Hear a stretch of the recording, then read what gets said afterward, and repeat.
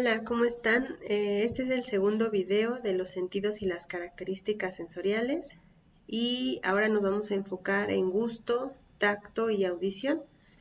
Entonces les comparto la pantalla.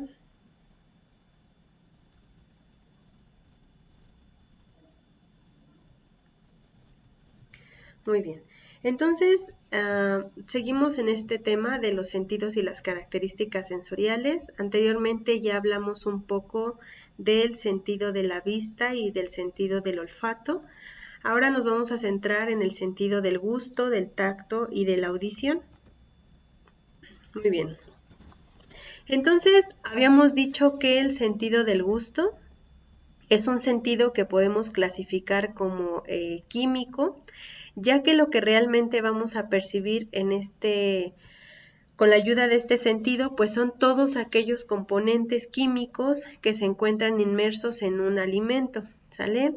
Este sentido va a permitir a nosotros, a los jueces, al ser humano, a percibir diferentes sabores de las sustancias que ingerimos. Específicamente, pues 5 sabores básicos que ya sabemos, o 5 gustos básicos, que son el ácido o agrio, amargo, dulce, salado y umami. Entonces, ¿de qué va a depender la detección de cada uno de estos gustos? Pues de muchos factores. Número 1, de la composición química que estos tengan, de la papila gustativa o del receptor gustativo que está detectando este químico y de la concentración también, ¿sale? Entonces, vamos a empezar con los sabores dulces.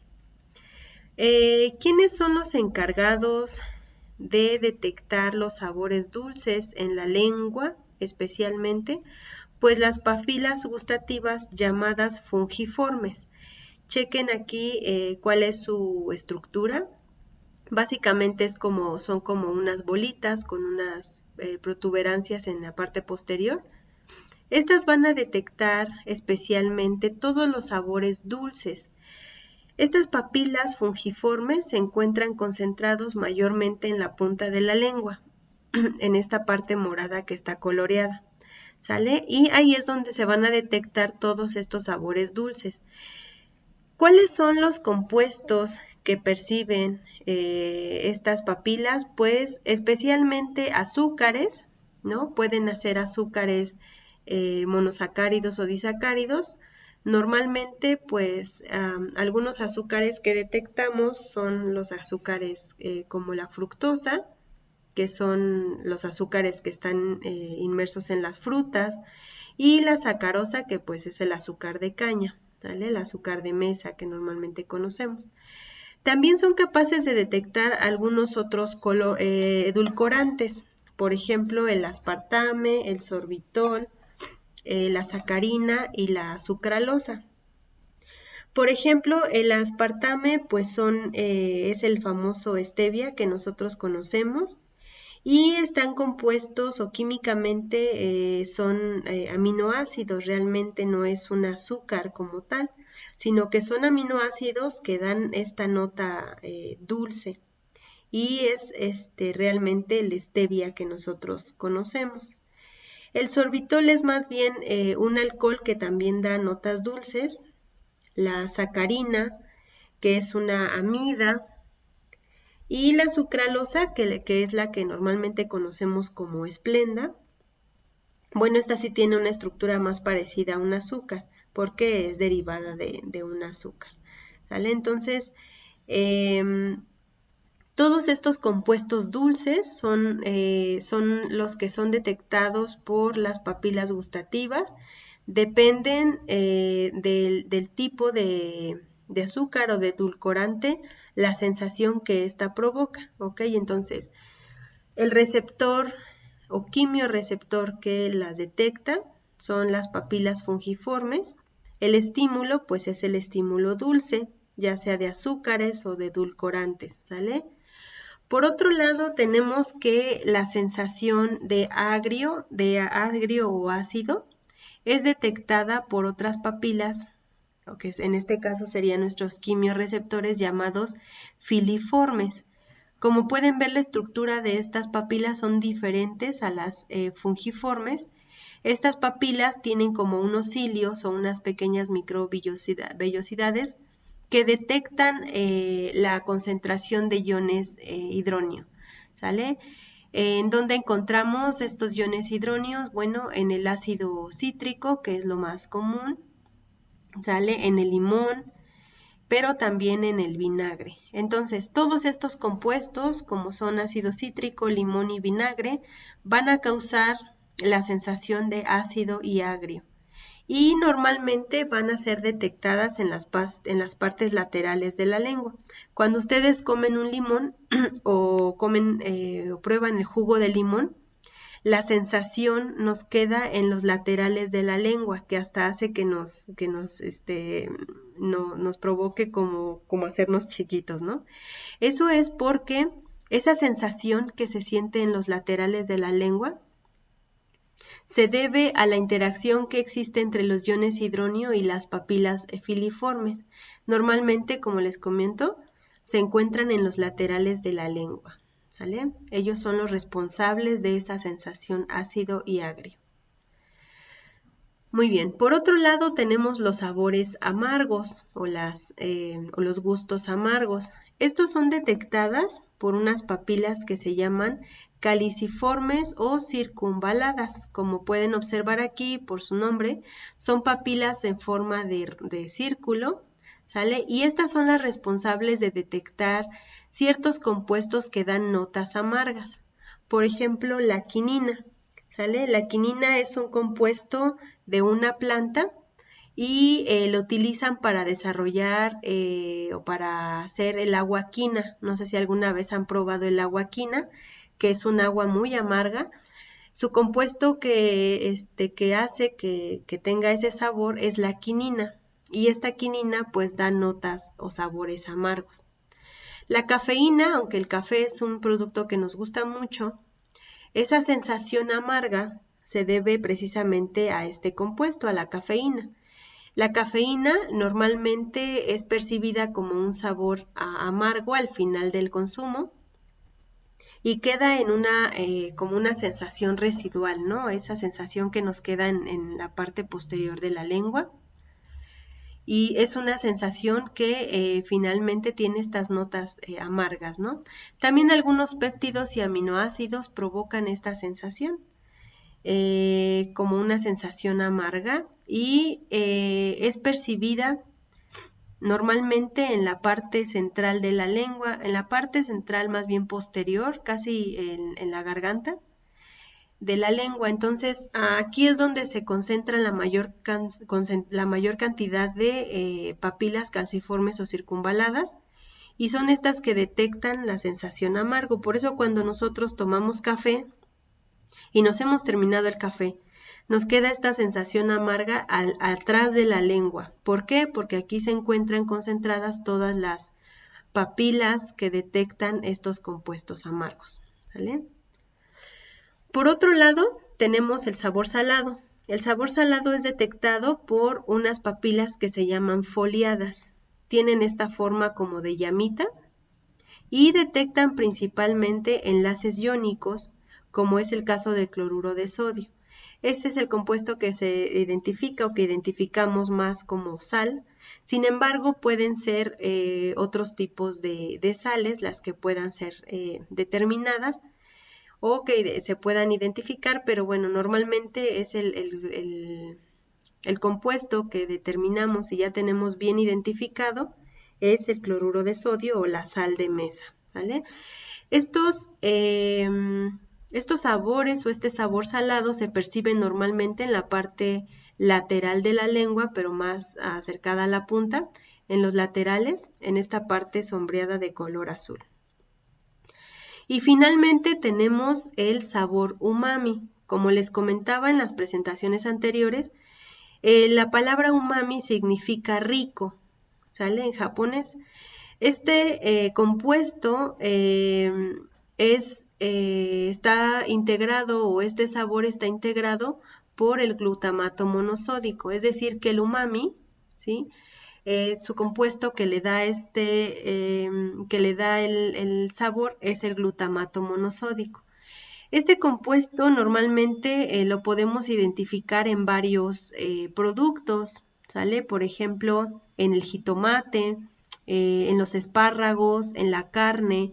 El glutamato monosódico puede estar involucrado en cualquiera de estos alimentos.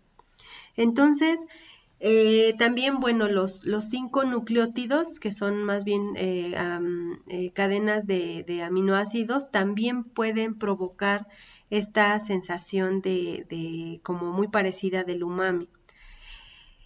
Este sabor umami normalmente se detecta en el centro de la lengua y persiste ahí, ¿no? En el centro de la lengua. Normalmente podemos identificarlo, como les comentaba, en algunos productos como son el jitomate, el espárrago, entre otros, pero también en las carnes, en el pescado. Es ese sabor que ustedes ya han probado, que a lo mejor yo les comentaba que no lo identifican como separado, sino que está integrado con muchos otros sabores, por eso es que no lo percibimos. Pero el glutamato monosódico lo adicionan mucho en los consomés de pollo, en el famoso Nor Suiza. Ustedes prueben un trozo de Nor Suiza, que aparte de tener sales y otros sabores y otros compuestos, tiene este compuesto llamado glutamato monosódico. Y esa sensación como rico, porque realmente sabe rico, potencia el sabor del producto. ¿Qué quiere decir esto? Que bueno, cuando hacemos un caldo de pollo, agregamos el Nor Suiza porque está concentrado ahí el glutamato monosódico.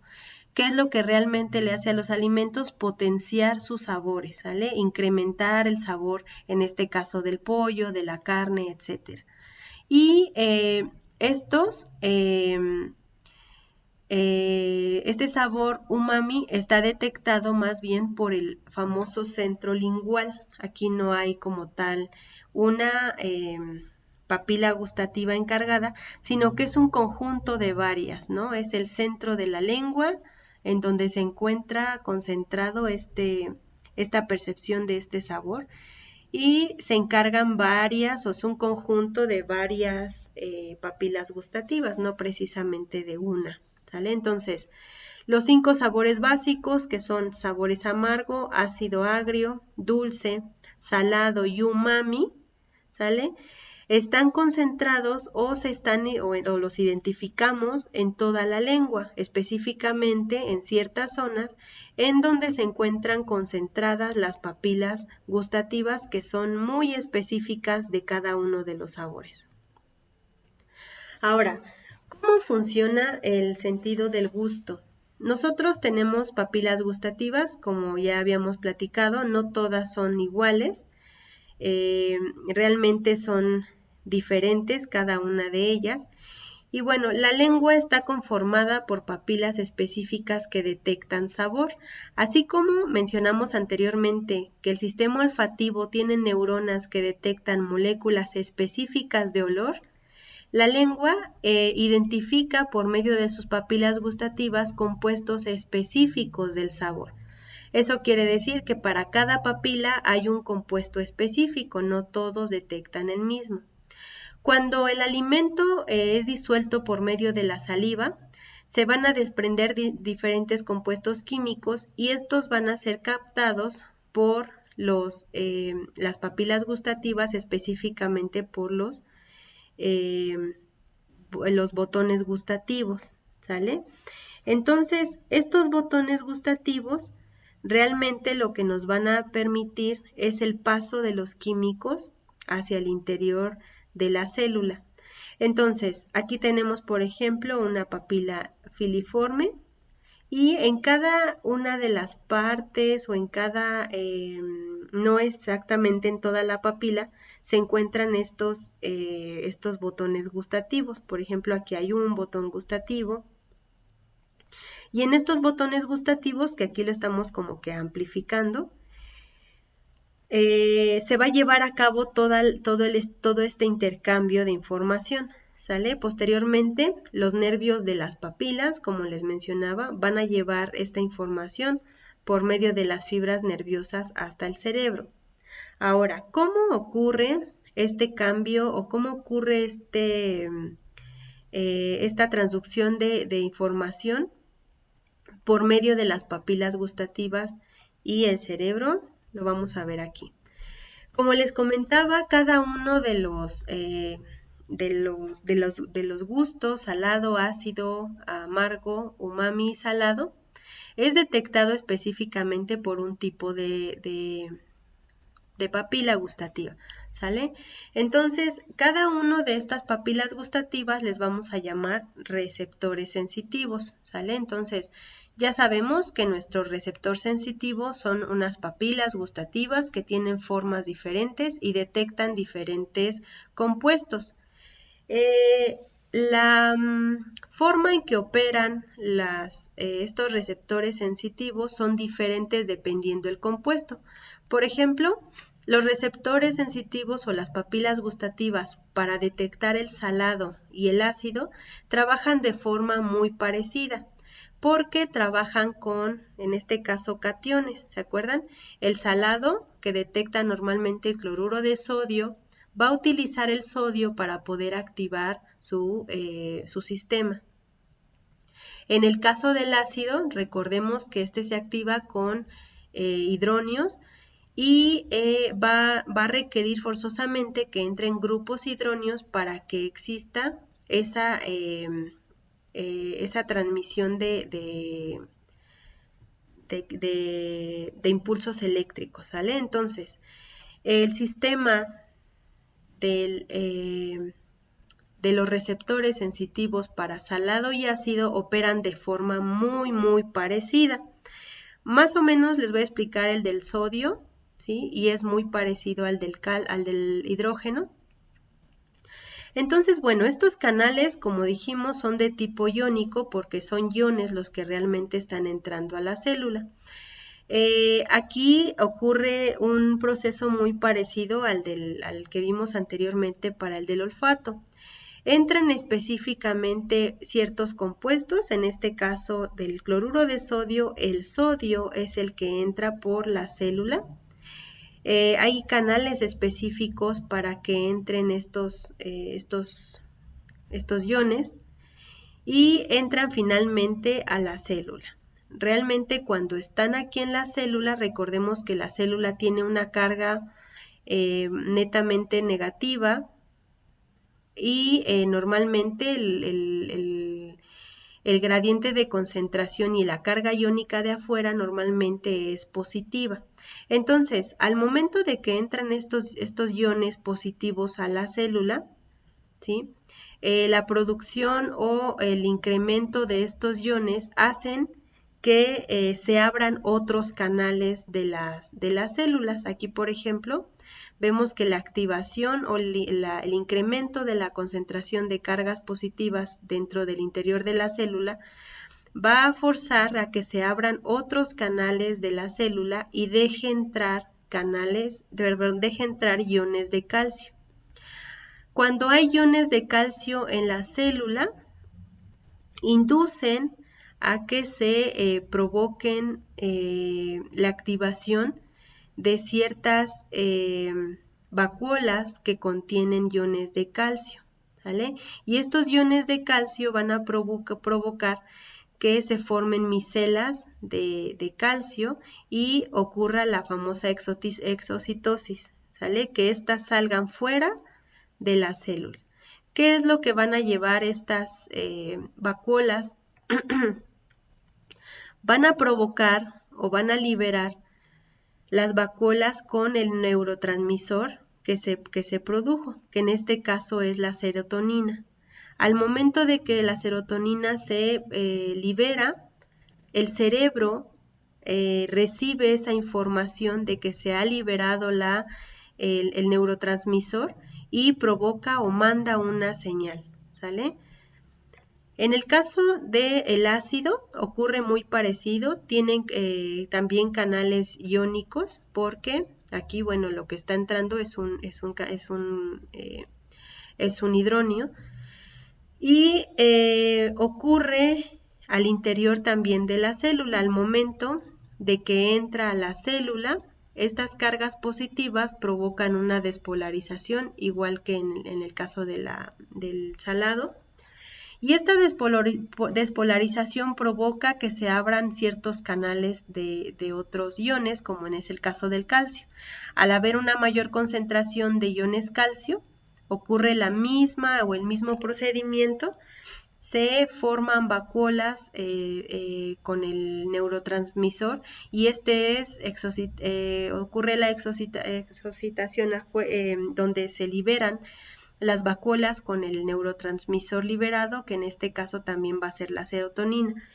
Igualmente la serotonina se va a liberar y va a llegar hasta el cerebro, en donde lo va a interpretar como un impulso eléctrico, y este va a generar una respuesta.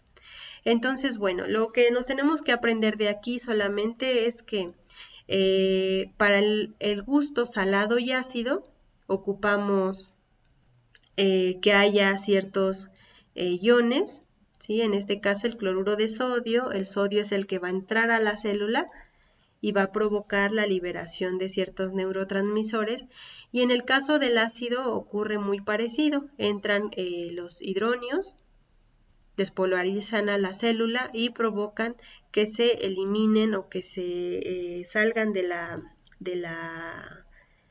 célula estos neurotransmisores que generan y mandan una señal, ¿sale? Una neurona estimulada.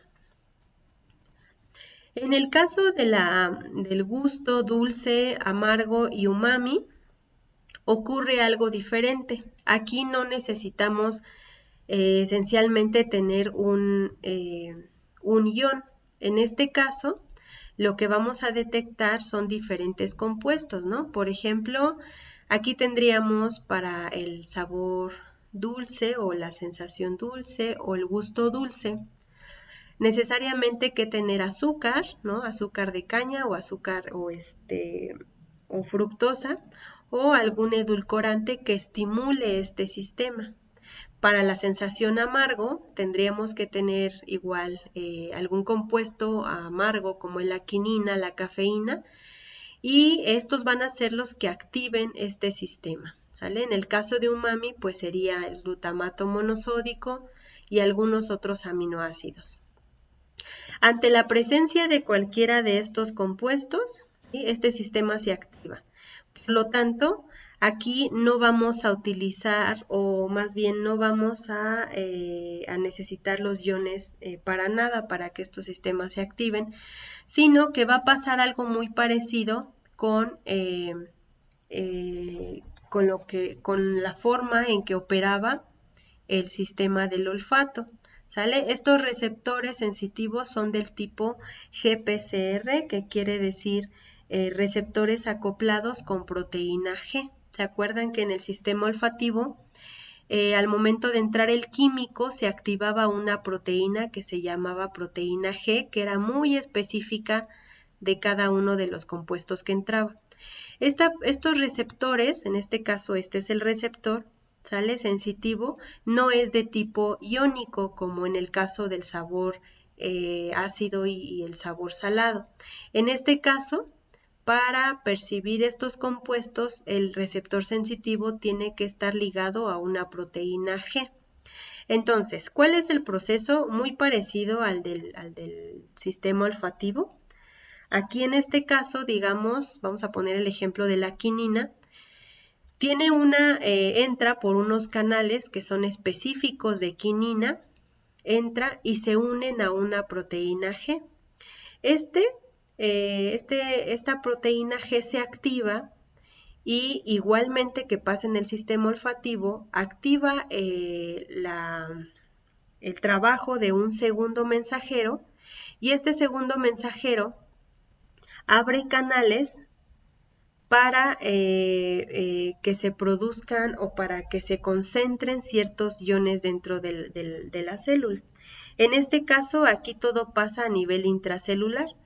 El retículo endoplásmico es el que libera el calcio, ya no entra del exterior, más bien de la misma célula, en el sistema, en el retículo endoplásmico, se abre un canal, ¿no? Este segundo mensajero manda la señal para que se abra un canal y se concentre aquí el calcio. Entonces, a mayor concentración de calcio, lo mismo que pasaba en el ejemplo anterior, ocurre la exocitosis, ¿sí? Donde las vacuolas van a traer liberado o van a mandar, en este caso, el neurotransmisor liberado. En este caso no es, como tal, no es un neurotransmisor como la serotonina, sino que más bien aquí el neurotransmisor que se libera es ATP. ¿Sale?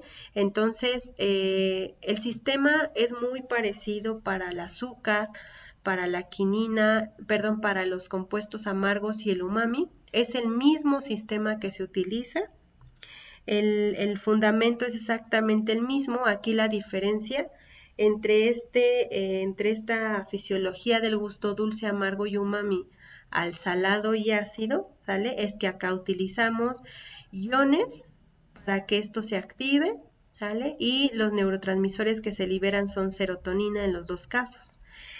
Para el caso de estos, necesitamos que haya una interacción entre el compuesto y la proteína G, por eso se llaman receptores sensitivos del tipo GPCR, que son los receptores acoplados a proteína G, y estos, en vez de liberar aquí serotonina, liberan ATP, ¿sale? Esa es la bioquímica de los sentidos, ¿sí? No es necesario que se lo aprendan tampoco, solamente que sepan qué es lo que ocurre y cómo esa información es que llega a nuestro cerebro en forma de impulsos, ¿vale? Muy bien. Entonces, ahorita lo único que hemos visto es el sentido del gusto. Ya sabemos que hay 5 gustos básicos, que es dulce, salado, amargo, y umami, ¿sale? Estos gustos son percibidos en la boca por una integración de varias cosas, ¿sale? A esta propiedad de los alimentos le vamos a llamar sabor. El sabor como tal es una propiedad muy compleja, como lo hemos visto desde el inicio de este tema, ¿sale? Porque es la integración de varias propiedades combinadas, específicamente de 3 propiedades, ¿se acuerdan? Que es aroma en boca, que ya vimos la diferencia entre olor, aroma en boca. El olor llega a través de la vía nasal y solo se percibe por la nariz.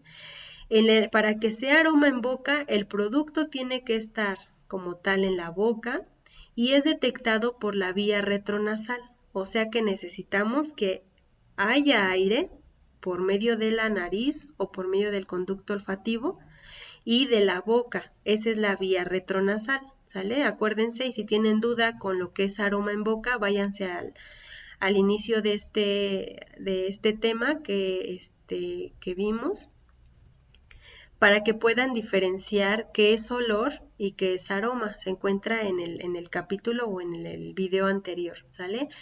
Entonces, eso sí les tiene que quedar muy claro qué es olor y qué es aroma en boca, porque el aroma en boca también es parte del sabor.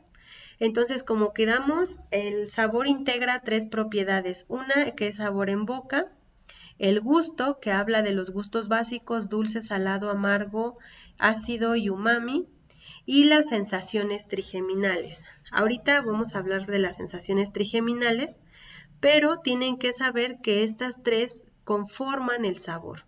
Por lo tanto, su medición del sabor es un poco más compleja que cada una de las propiedades por separado.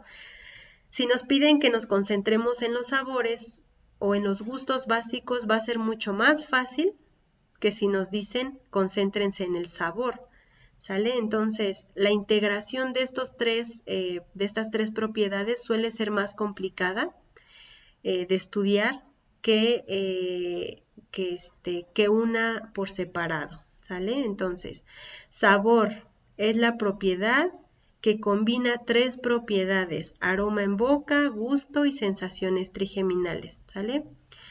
Lo mismo que el olor y el aroma, el sabor tiene tres características generales, ¿sale? Entre ellas, bueno, es la intensidad con la que se percibe el sabor, la persistencia, que quiere decir si les deja un regusto o una sensación en la boca, también se le llama dejo, y la capacidad de saturación. ¿Sale? Entonces aquí, ¿de qué depende estas tres características generales? Pues del tipo del alimento que vamos a ver. ¿Sale? Entonces, lo único que quiero que se acuerden de esto es que el sabor integra tres propiedades diferentes. Cada una de ellas ya vimos que es aroma en boca, ya vimos los gustos y posteriormente ahorita vamos a ver qué son las propiedades trigeminales. Aquí hay un ejemplo, una pregunta que dice, ¿tienen sabor los alimentos cuando tienes gripe? Lo que les platicaba anteriormente. No tienen sabor porque nuestro conducto nasal está tapado y para que nosotros podamos percibir sabor, debemos de percibir aroma en boca. Y para percibir aroma en boca, debemos de identificar el aroma por medio de la vía retronasal. Acuérdense que la vía retronasal es la conexión entre la vía nasal y la boca como tal. ¿Sale? Entonces, no podemos percibir ningún sabor cuando tenemos gripe porque tenemos tapada la nariz y por medio de la boca no podemos percibir solamente el sabor. Necesitamos que haya la entrada de estos olores o de estos compuestos volátiles para identificar el sabor. ¿Sale? Ok. Entonces, bueno, como forma de resumen y para que quede mucho más claro, ya habíamos visto esto al inicio del tema, pero el sabor es la integración de estos tres, ¿sale? No se les olvide porque siempre en el examen esto es lo que les falla mucho, ¿no? Nos interesa saber que para que nosotros podamos percibir un sabor de un alimento necesitamos aroma en boca, los sabores o los gustos básicos, que son estos 5, y las sensaciones trigeminales. Aquí, por ejemplo, lo que quería resaltar de este artículo es que quiero que vean que la evaluación sensorial se aplica para el estudio de muchos productos. Yo les comentaba que evaluar un producto como tal en cuanto a su sabor es muy complicado porque no solamente hay un compuesto integrado en el alimento, sino que es una mezcla de muchos compuestos y que difícilmente se pueden identificar. Por ejemplo, aquí se hizo un estudio de café para ver la complejidad de todos los aromas que se pudieron identificar en él, ¿no? Entonces, quiero que vean aquí, por ejemplo, esto ya se hace con equipos más especializados, esto no se hizo obviamente con jueces ni entrenados, porque ellos no podrían determinar si es un aldehído y qué tipo de aldehído es, sino que simplemente se hizo el estudio, pero con mediciones instrumentales. Lo que quiero que vean es que, por ejemplo, el café que normalmente olemos puede oler o puede tener notas muy, muy diversas dependiendo de muchas cosas, incluso de la forma en que fue cultivada, en la forma en que se sirve, si el producto está caliente, si se adicionó leche, si se adicionó azúcar. Los sabores y el olor va a variar dependiendo de muchos factores, ¿no? Por ejemplo, si la forma en que, como les comentaba, en la forma en que fue preparada, la forma en que fue cultivada, en la forma en que fue extraída del campo, el tiempo que tardó en pasar de la planta hacia la taza. Todas estas variaciones son factores que van a influenciar o que van a influir en el complejo sabor del café, desde la cosecha hasta la taza, ¿sale? Entonces, lo único que quiero que vean aquí es cómo se han hecho muchos estudios, ¿sí? Acerca de una perspectiva ¿no? Más integrada entre las perspectivas o las propiedades sensoriales y la composición. Entonces, bueno, esto es muy común en la investigación, que hacemos una correlación entre los olores que fueron detectados por medio de los jueces y aquellos compuestos que realmente estaban integrados, ¿no? Entonces, bueno, quería mostrarles este ejemplo para que vean que tan solo el puro sabor café involucra muchos, muchos sabores que nosotros no tenemos la capacidad de detectar. ¿Ok? Ahora sí, chicos, vamos a hablar un poco de las sensaciones trigeminales. Acuérdense que las sensaciones trigeminales forman parte del sabor, pero ¿qué son las famosas sensaciones trigeminales? Ya lo dijimos al inicio de este tema. Son sensaciones irritantes o agresivas que se perciben en la cavidad bucal, transmitidas por un nervio que se llama trigémino. Aquí, por ejemplo, les pongo la imagen del nervio trigémino. ¿Sale? Este nervio trigémino se llama trigémino porque realmente son 3 nervios que salen de un ganglio trigeminal y conlleva a diferentes zonas de la cara, ¿no? Por ejemplo, a la parte posterior del cerebro, o de la parte frontal del cerebro.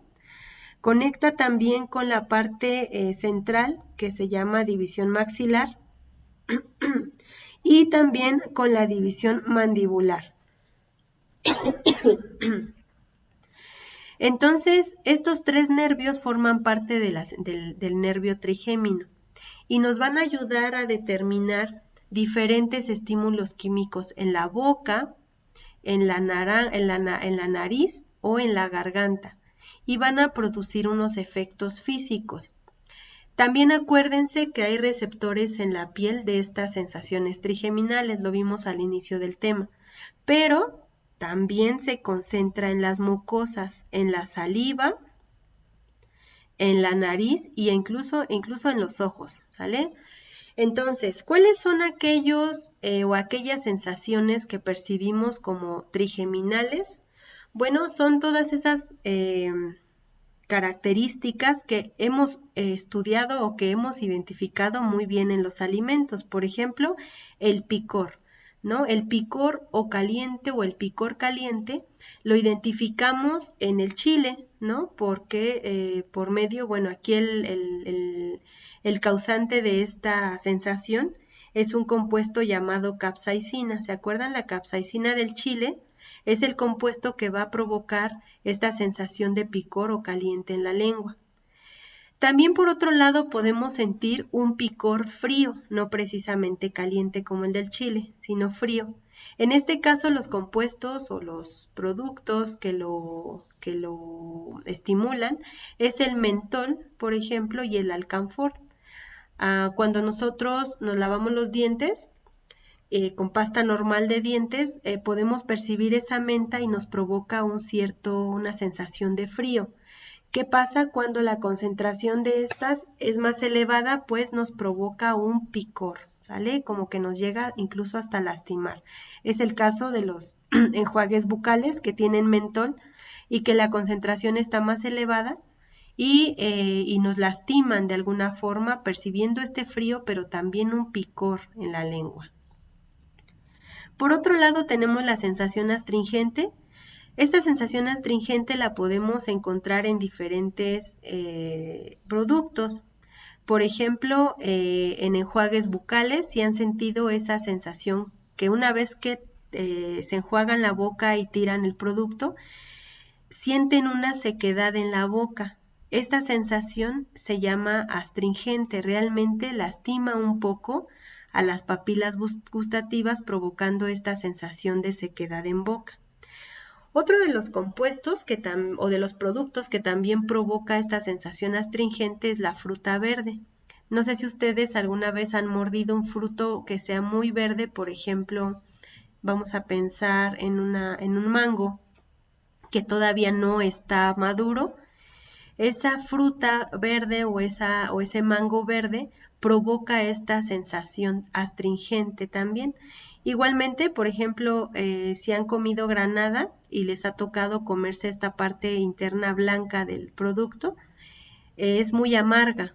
Esta sensación, perdón, esta parte del fruto provoca esa sensación también astringente. Igualmente, algunos vinos, ¿no? También provocan esta sensación astringente porque, bueno, los vinos se utilizan o están elaborados con uva y la cáscara de la uva también provoca esta sensación astringente, ¿sale? Por otro lado, tenemos otra sensación trigeminal que es la efervescente. Esta sensación efervescente, causada por principalmente el dióxido de carbono o los productos que sean burbujeantes, provocan también esa sensación que lastima, como de incomodidad. Cuando ustedes toman una coca y la abren y la toman inmediatamente, esa cantidad de CO2 está concentrada en la bebida y ese CO2 llega incluso a veces hasta lastimar. No se diga cuando nosotros mezclamos alguna bebida que sea burbujeante con chile, ¿no? Por ejemplo, ahí se potencia mucho más esta sensación trigeminal. Por otro lado, la sensación metálica también es una sensación trigeminal y se debe a la presencia de sales de fierro, por ejemplo, las latas de aluminio. Cuando ustedes consumen una coca o un refresco de lata, perciben esa sensación de aluminio, ¿sí? Por las sales de fierro y les provoca una sensación o un sabor metálico, ¿sale? Por la composición de la lata. También incluso hay ciertos alimentos que cuando se envuelven en papel aluminio o el contenedor en donde nos lo entregan es metálico, estas sales se liberan y son percibidas por el gusto. Y bueno, esta sensación metálica también es una sensación trigeminal. Finalmente, otra sensación trigeminal es la quemante, ¿sí? Por ejemplo, el alcohol concentrado como tal provoca mucho esta sensación en la lengua y en otras partes de las mucosas, ¿no? Por ejemplo, no sé si les ha caído alguna vez alcohol en los ojos, es una sensación muy dolorosa que provoca ardor y es porque ahí se encuentran también ciertas células nerviosas de carácter trigémino que detectan esta sensación. Entonces el alcohol entre más concentrado esté, pues va a ser más quemante y va a causar esta incomodidad, ¿no? También. Entonces, bueno, acuérdense que las sensaciones trigeminales forman parte del sabor, ¿sí? Y estas sensaciones trigeminales son el picor, astringente, efervescente, metálico y quemante, que deben su carácter dependiendo el compuesto al que estamos expuestos. Se pueden determinar en la boca, en la nariz y en los ojos, pero nosotros vamos a concentrar en la boca nada más, ¿sale? Vamos a pasar al sentido del tacto, ¿sí? El tacto es muy importante porque nos va a ayudar a determinar ciertas características del alimento. Estas percepciones nos van a permitir evaluar características más bien físicas de un alimento por medio de la piel y de músculos sensitivos que se encuentran en la cavidad bucal. Entonces, ¿qué es importante resaltar de esto? Que existen, igual que en todos nuestros órganos, receptores muy específicos para cada uno de los estímulos, ¿sale? Por ejemplo, el tacto lo podemos dividir en dos, el tacto protopático y el tacto epicrítico. No es necesario que se aprendan ni el nombre ni mucho menos, solo quiero que vean la cantidad de receptores que existen en la piel y que detectan ciertas sensaciones, ¿vale? Por ejemplo, aquí tenemos el nombre del receptor, ¿sí? Aquí tenemos el receptor o el nombre del receptor como tal de la piel. Vamos a dividir aquí en la percepción de que se está teniendo en el momento de ejercer, no sé, una cierta presión o algún estímulo, y en donde se encuentran mayormente estos receptores. Entonces, por ejemplo, entre los mecanorreceptores encontramos los discos de Mechler, ¿sale? Son estas como cilindros, y normalmente se encuentran en la piel para identificar la textura.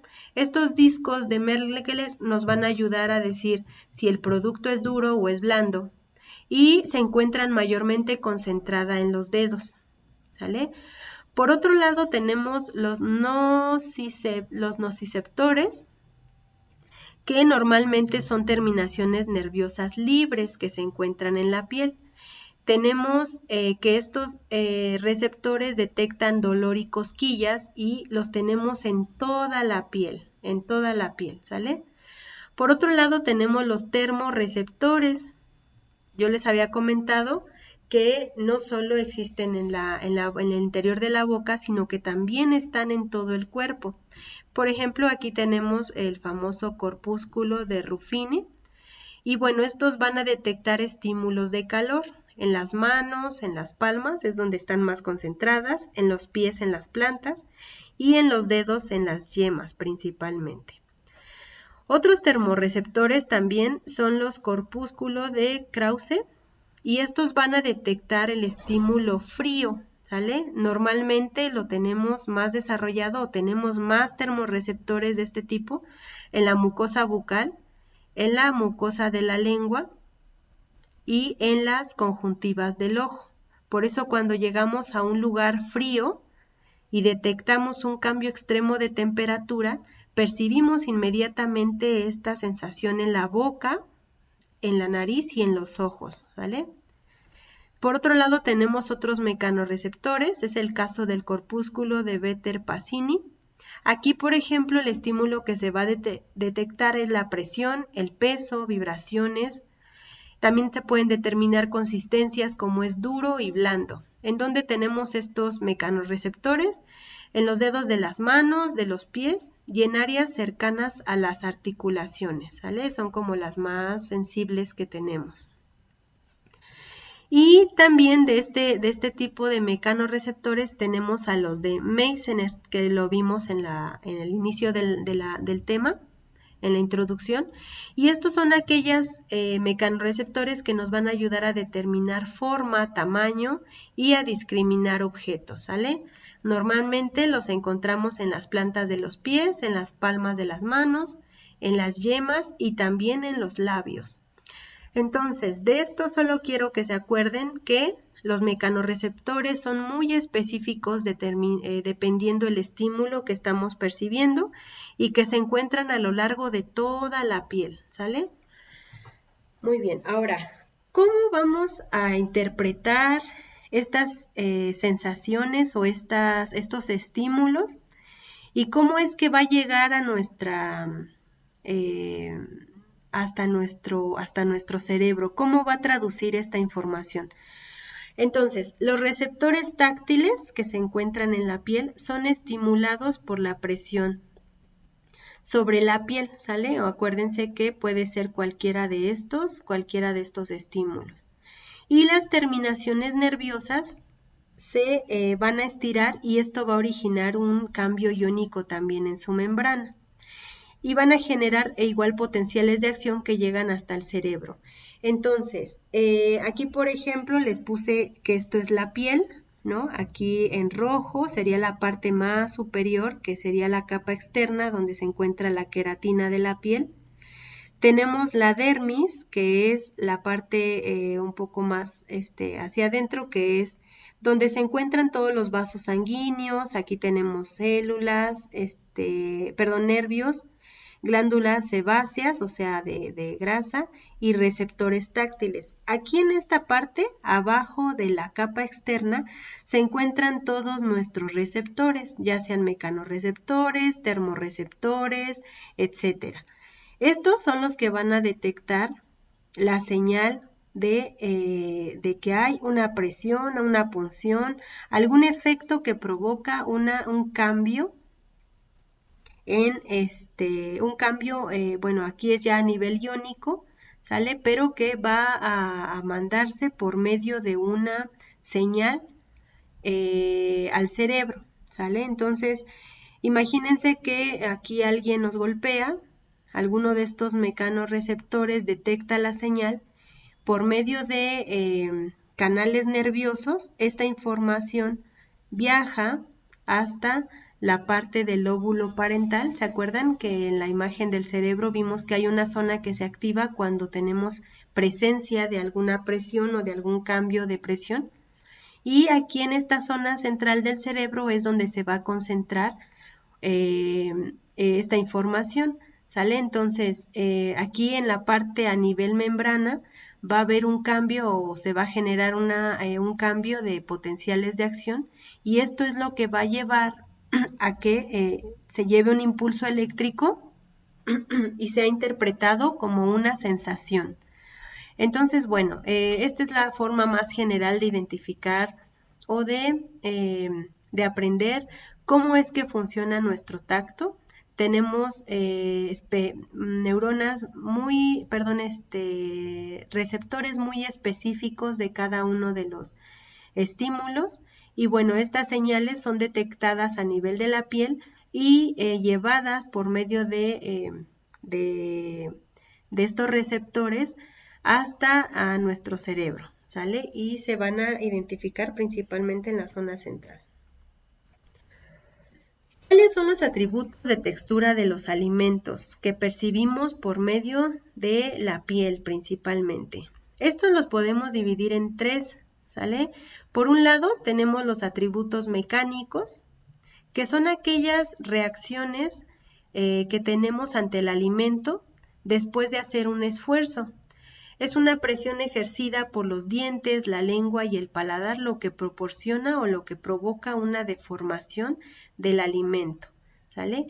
Entre los atributos o las propiedades más conocidas de los alimentos se encuentran los mecánicos primarios y los mecánicos secundarios. Seguramente ustedes ya han escuchado hablar de estos atributos o de estas propiedades. Entre las primarias tenemos la dureza. La dureza es una propiedad en donde nos indica qué fuerza necesitamos aplicar con nuestros dientes para que ocurra una deformación en el alimento, ¿sale? Esto se puede medir instrumentalmente, ahorita les voy a contar cómo, pero como ahorita estamos en evaluación sensorial, vamos a concentrarnos en la fuerza necesaria que se necesita para deformar al alimento por medio de nuestros dientes y de nuestras muelas, ¿sale? Otra propiedad también muy importante es la cohesividad. La cohesividad es el grado de deformación de un alimento antes de romperse, ¿sale? Esta también se puede medir con evaluación sensorial, la cohesividad, y son términos que necesitamos explicar muy bien a nuestros jueces para que lo puedan determinar.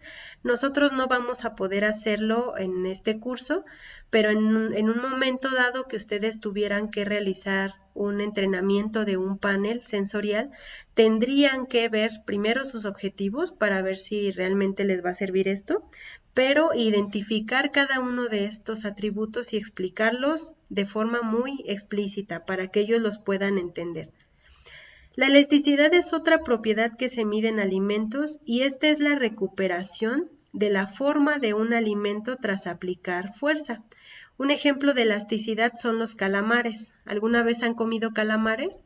Su textura es muy firme, entonces cada vez que ustedes la muerden pareciera que no se desintegra. Tienen que masticar muchas veces para que el producto se pueda desintegrar. Entonces un calamar es elástico, tiene esa característica de ser elástico. Por otro lado tenemos la adhesividad. La adhesividad es el esfuerzo para separar un alimento de una superficie. Esto lo podemos hacer en nuestra boca, ¿no? Por ejemplo, un alimento que es adhesivo puede estudiarse o puede interpretarse al momento de introducirlo a la boca y ponerlo en contra de nuestro paladar. Ahí podemos medir, o en ese momento podemos medir la adhesividad de un producto. Por otro lado, la viscosidad es la resistencia a fluir. En este caso, pues sería al momento de que nosotros introducimos el alimento en el producto y el tiempo o la resistencia que opone al tragar el alimento o extenderse en toda la superficie de nuestra lengua o de nuestra boca, eso sería, o podríamos mencionarlo o determinarlo como la viscosidad de un alimento. Estos parámetros son un poco más difíciles de medir, ¿no? Ya se hace cuando un panel está bien entrenado y puede identificar cada una de estas propiedades. Sin embargo, yo quiero que ustedes sepan a qué se refiere cada una de estas, porque bueno, es importante, son las propiedades mecánicas de los alimentos. Por otro lado, tenemos las secundarias. De aquí vamos a mencionar solo un par. Por ejemplo, la masticabilidad.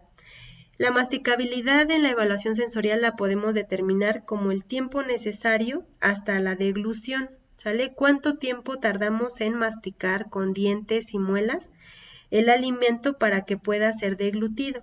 Un ejemplo puede ser aquellos productos que son fundibles, como el helado. ¿Cuánto tiempo tarda en derretirse mi helado en la boca para que yo pueda tragarlo? Otro ejemplo puede ser un producto masticable como son las gomitas. Las gomitas tardan más tiempo tardamos más tiempo en masticarlas para que finalmente puedan ser deglutidas por nuestra boca, ¿sale? Entonces, esos son algunos ejemplos de masticabilidad. Es el tiempo necesario que tarda hasta la deglución, ¿sale? Hasta que puedan ser tragados, masticabilidad. Otro ejemplo podría ser la gomosidad. Su concepto es un poco diferente y en evaluación sensorial es el esfuerzo para deglutir un producto. El esfuerzo para deglutir un producto, ¿sale? Por ejemplo, podemos poner una pasta, como puede ser, por ejemplo, la crema de cacahuate. La crema de cacahuate es un producto muy gomoso, ¿sale? Y podemos medir en ese caso el esfuerzo que necesitamos para que finalmente pase a través de nuestra tráquea y podamos deglutirlo, ¿sale? Entonces, es ese esfuerzo necesario para que pueda ser deglutido el alimento. Otro ejemplo podría ser la avena que está muy cocida. Esta sensación es una sensación gomosa y también es importante resaltar que se requiere de un esfuerzo de la boca para que pueda ser finalmente deglutido, ¿sale? También podemos caracterizar a las propiedades de textura en base a su geometría, ¿sale? En base a su tamaño y forma de las partículas de alimento o bebida. Por ejemplo, el yogur es un producto pues multicomponente, donde encontramos glóbulos de grasas, proteínas, micelas de caseína, etcétera, ¿sale? Entonces, todos estos componentes van a causar que tenga una cierta geometría o que sus partículas tengan un tamaño y una forma de partícula específica. Entonces, entre los atributos geométricos, vamos a poner solo de ejemplo a la granulosidad. Es una propiedad que se utiliza mucho en la evaluación sensorial. Básicamente indica el tamaño y el número de partículas de un alimento, ¿no? Por ejemplo, el queso cottage es un producto granuloso porque tiene gránulos como tal y son de un tamaño heterogéneo, no tienen un mismo tamaño de partícula. Otro ejemplo podría ser el azúcar glass, que es más bien pulvoriento y que tiene también una asimetría en sus gránulos, ¿no? O en su polvo como tal. Por otro lado, tenemos que dentro de la granulosidad también encontramos la arenosidad. La arenosidad se debe, o esa sensación arenosa, podemos atribuirla también a la diferencia de tamaños de partícula. Y un ejemplo de ello podría ser algunas peras. No sé si han probado algunas peras que no tienen una textura homogénea, sino que se sienten granulosas. Entonces, bueno, la pera es otro ejemplo de granulosidad, ¿no? Podría ser otro ejemplo de granulosidad. Por ejemplo, en cuanto a la fibrosidad, ¿no? Que sería otro atributo, otra propiedad de geometría. El apio es un producto que tiene fibras y esas fibras provocan esas características del alimento como lo es la fibrosidad. Entonces, dependiendo del producto, nosotros podemos determinar qué características podemos estudiar dependiendo pues lo que nos interese, ¿no? Entonces, esos serían algunos ejemplos de propiedades geométricas, fibrosidad y granulosidad. Sin embargo, también existe la cristalinidad, que se refiere al tamaño de los cristales de hielo. Esponjosidad a veces involucra la formación o la inclusión de burbujas de aire incluso, si el producto es flexible. La friabilidad también es otra característica geométrica del producto. Hilosidad como tal depende o es caracterizada por la cantidad de hilos, por ejemplo el queso Oaxaca, que tiene muchos hilos comprimidos, puede ser que esa propiedad se pueda medir por este atributo de textura. La tersura, qué tan terso o áspero llega a ser un alimento.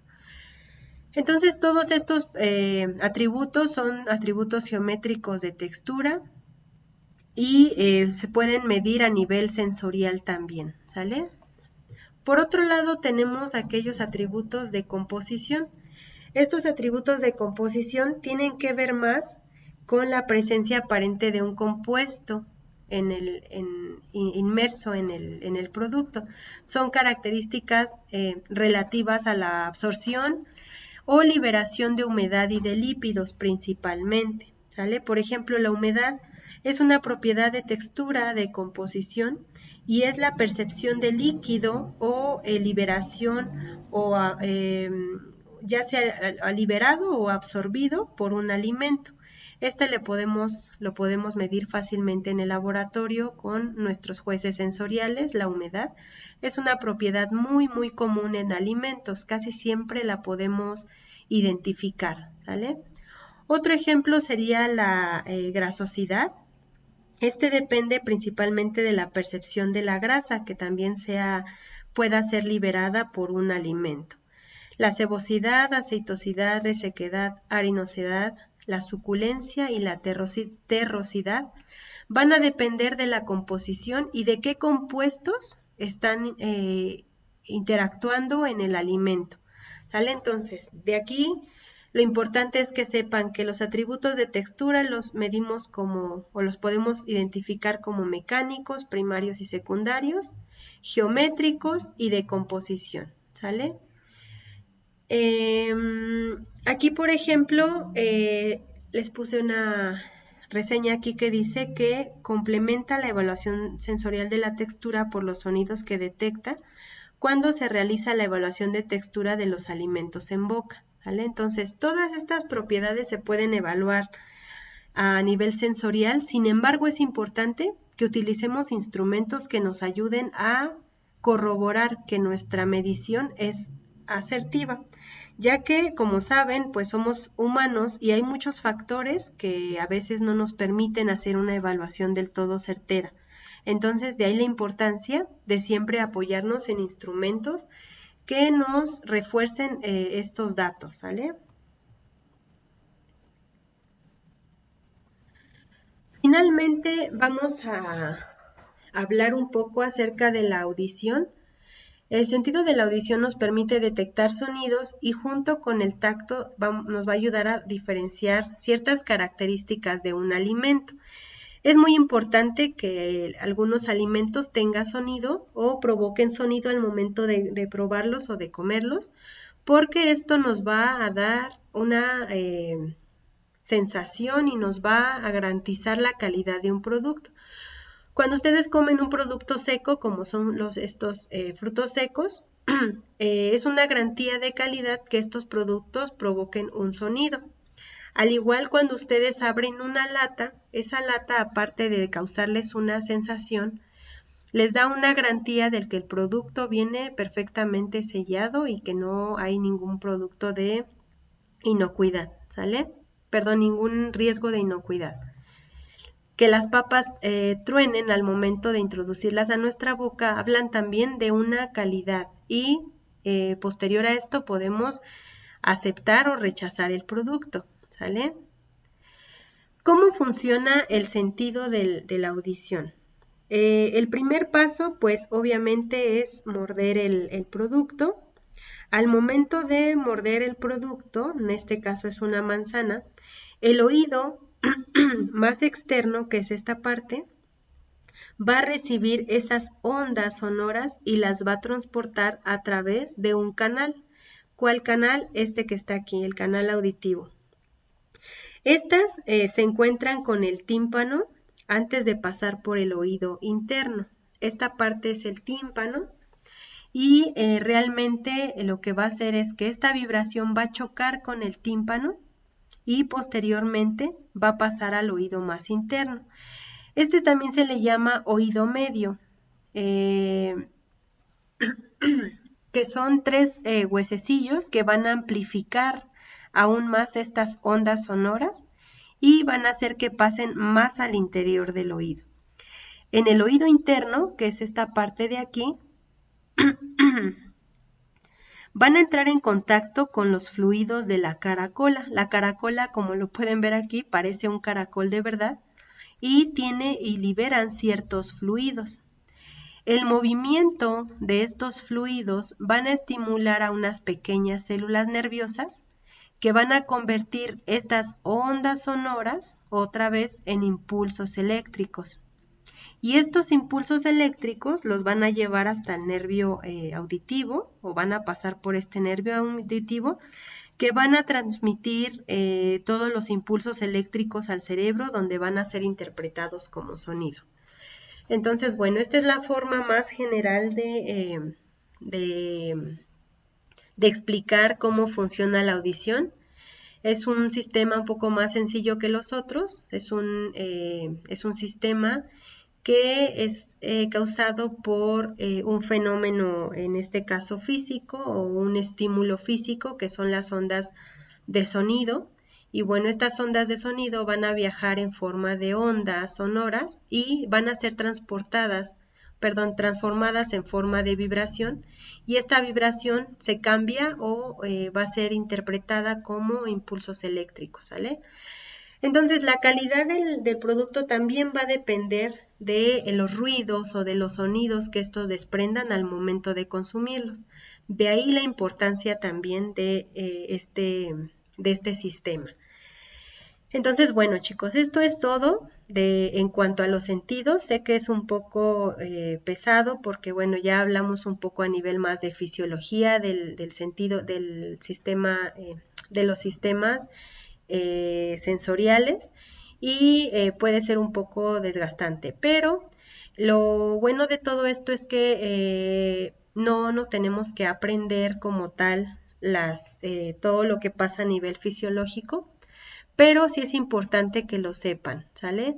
De todas maneras, yo creo que va a haber por ahí una guía de estudio para que sepan qué es lo que va a venir en el examen y no tengan que aprenderse todo esto de memoria, pero es importante que sepan el fundamento y cómo funcionan cada uno de los sentidos. Lo importante es saber qué tipo de estímulo es y cómo es que funcionan los receptores de nuestros sentidos, ¿sale? Entonces, bueno, les sugiero, por favor les pido que vayan a ver los videos que están en el Classroom. Vamos a estarlos usando o vamos a estarlos, vamos a indicar cuándo los tenemos que ver. Vayan viendo los que estén relacionados con el Hunter Lab y el texturómetro de Brookfield. En el siguiente tema vamos a hablar un poco más de la importancia de los instrumentos. También digo, a nivel sensorial, ya sabemos que el instrumento es el humano, pero para poder corroborar y para estar más seguros de nuestros resultados es importante a veces hacer un análisis instrumental que nos garantice que nuestros resultados son de alguna forma respaldados, ¿sale? Entonces, bueno, espero que les haya gustado este tema. Nos vemos en el siguiente. Cuídense mucho. Hasta luego.